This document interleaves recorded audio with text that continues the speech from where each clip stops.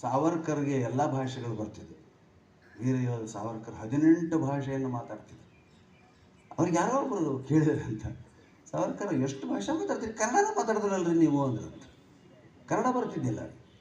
ಯಾಕಂದಾಗ ಅವ್ರು ಕೊಟ್ಟಂಥ ಉತ್ತರ ನಮ್ಮ ಕಪಾಳಕ್ಕೆ ಹೊಡ್ಕೋಬೇಕು ಏನು, ನಾನು ಕಾಲಾಪಾನಿ ಶಿಕ್ಷೆಯಲ್ಲಿ ಅಂಡಮಾನ್ ನಿಕೋಬಾರ್ದಲ್ಲಿ ಇದ್ದಾಗ ನಾನು ಈಗೇನು ಭಾಷೆ ಕಲ್ತೀನಿ, ಆ ರಾಜ್ಯದಿಂದೆಲ್ಲ ಯೋಧರು ಜೈಲಿನಾಗ ನನ್ನ ಜೊತೆಗಿದ್ರು, ಆದರೆ ಕರ್ನಾಟಕದಿಂದ ಯಾರೂ ಇದ್ದಿಲ್ಲ ಅಂದರು.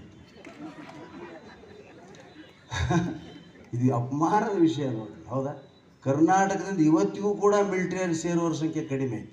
ಬರೀ ರಾಜಸ್ಥಾನ್, ಗೋರಖ್ಪುರ್, ಮಧ್ಯಪ್ರದೇಶ, ರಾಜಸ್ಥಾನ್, ಆಂಧ್ರ ಪ್ರದೇಶ ಅಲ್ಲೇ ಸಿಗ್ತದೆ. ಕರ್ನಾಟಕದವ್ರು ಭಾಳ ಕಡಿಮೆ. ಅವ್ರು ಇತ್ತೀಚೆಗೆ ಇವೇನು ಕರ್ನಾಟಕದವ್ರು ಇವರೆಲ್ಲ ಈ ಭಾಗದಲ್ಲಿ ಇತ್ತೀಚೆಗೆ ಅಲ್ಲೋ ಕೆಲವ್ರನ್ನ ಹುಡುಕ್ಯಾಡ್ಬೇಕು ನಾವು, ವೀರ ಯೋಧರು ಯಾರಂತ.